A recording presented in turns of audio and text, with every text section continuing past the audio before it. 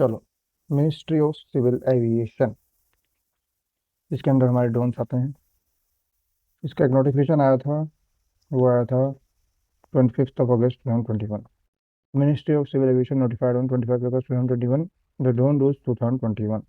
Drone rules 2021 कब आ गए अपने इफेक्ट में? 25 अगस्त 2021 को। तो ये सब लिखा है, आप एक बार देख लीजिएगा। इसके अलावा अपन बात करते हैं तो आगे ड्रोन रूल्स 2021 की। तो ड्रोन रूल्स 2021 में आपको 12 पार्ट्स मिलेंगे।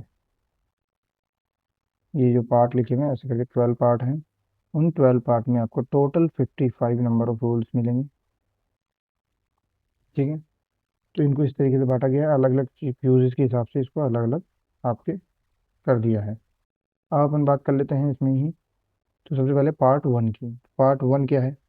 पार्ट वन है आपका प्रीलिमिनरी, द इंट्रोडक्टरी मान लीजिए आप इसको। तो प्रीलिमिनरी में आपको क्या क्या पढ़ना पड़ेगा?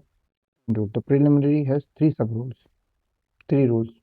Preliminary has three rules and every rule has some sub rules. Okay, तो प्रीलिमिनरी में हम तीन रूल देखेंगे। तीन रूल है, कौन कौन से हैं? Rule number one, rule number to and rule number three. So rule number one is short title and commencement. Rule number two is application and rule number three is definition.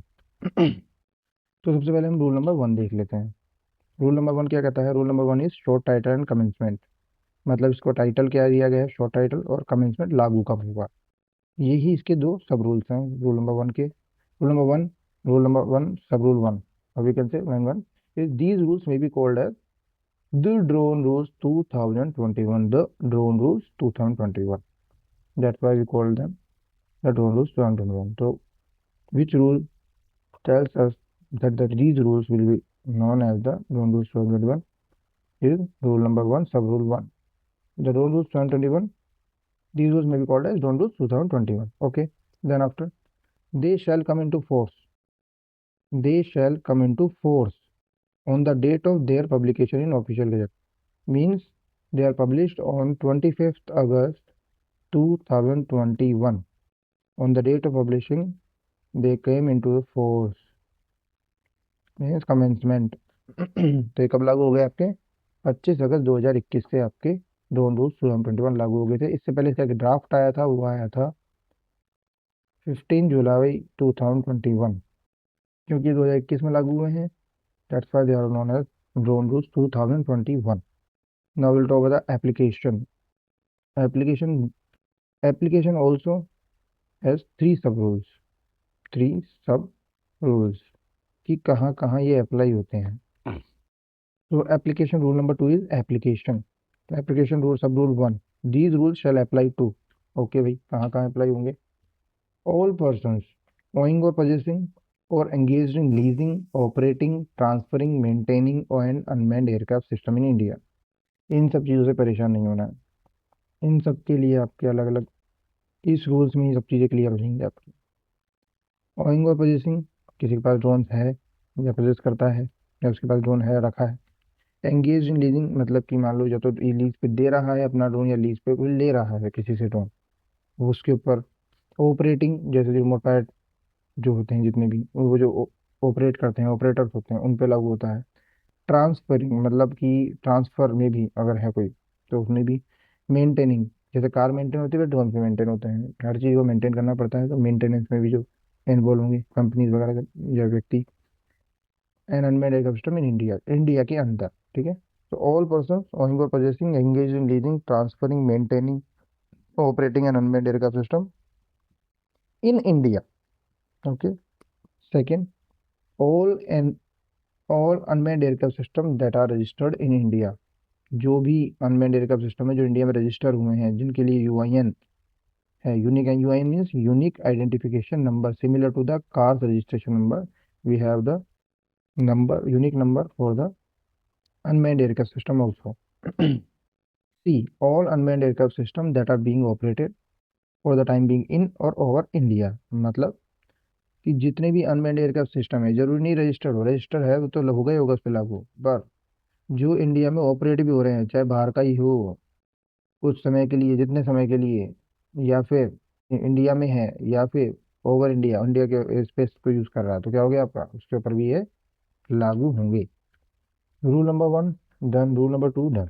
Rule number 2 सब rule 2, ये नहीं हुआ है, ठीक है। ये क्या कहता है, अब देखिए, एक होता है एयरक्राफ्ट एक्ट 1934, एक है एयरक्राफ्ट रूल 1937, ठीक है। एक्ट और रूल, ये ध्यान रखना। एयरक्राफ्ट रूल्स की बात कर रहे हैं, कब, 1937, ठीक है। एयरक्राफ्ट रूल, अब जो अनमैन्ड एयरक्राफ्ट सिस्टम है वो है तो एयरक्राफ्ट, बट वो उसके लिए कुछ है, आप समझिए एक बार, इसको रूल को पढ़िए तो ज़्यादा अच्छे समझ में आएगा। The provision of aircraft rule 1937, जिसकी प्रोविजन है 1937 एयरक्राफ्ट रूल के, shall not apply to unmanned aircraft systems. Unmanned aircraft system जो है उसके ऊपर अप्लाई नहीं होंगे। ये तो सीधा सा है, आप ये ध्यान रखना कि भाई जो प्रोविजन है एयरक्राफ्ट रूल 1937 के, वो अनमैन्ड एयरक्राफ्ट सिस्टम पे लागू नहीं होंगे, एक्सेप्ट, एक अपवाद है यहाँ, क्या है, in case of unmanned aircraft system which maximum all of it, maximum all of it means including payload, ठीक है।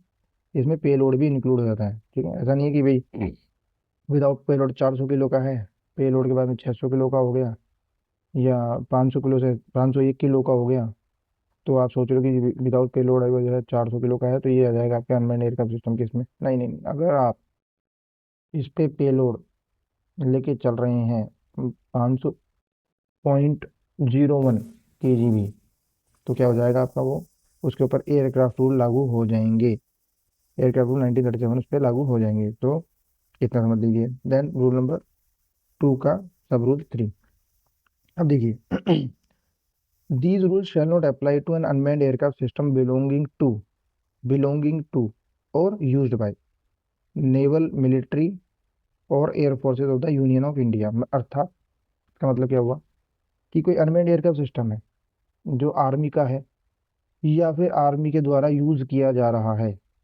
ठीक है। आर्मी मतलब अपन बोले तो नेवल फोर्सेज हो गई अपनी, मिलिट्री मतलब जो थल सेना वगैरह हो गई, एयर फोर्स, इंडियन एयरफोर्स हो गई, कि उस कि एयरफोर्स किसकी किसकी होंगी, यूनियन ऑफ इंडिया, इंडिया की होंगी, उनके ऊपर लागू नहीं होंगे। तो ये 3 रूल, ये 2 रूल जो है आपके, ये हो गए, इस 2 रूल के 3 जो सब रूल हैं ये हो गए हैं आपके। मैं समझ रहा हूँ क्या कुछ समझ में आ रहा होगा। अब मैं आपको लेके चल रहा हूँ डेफिनेशन पे, कि भाई इसमें जो रूल्स में हमने क्या है कि शब्द यूज किया, क्या स्मॉल टर्म्स यूज किए गए, तो उसका मतलब क्या है, जैसे या कहीं कहीं पे यहाँ एक्ट यूज किया गया, एक्ट का मतलब क्या है, तो मैंने आपको बताया aircraft act 1934, act means aircraft act 1934, 22 of 1934। Act का अर्थ क्या, एक्ट का मीन्स क्या हो गया, act means the aircraft act 1934, 22 of 1934। अब ये समझिए accident, what is the meaning of accident, ठीक है।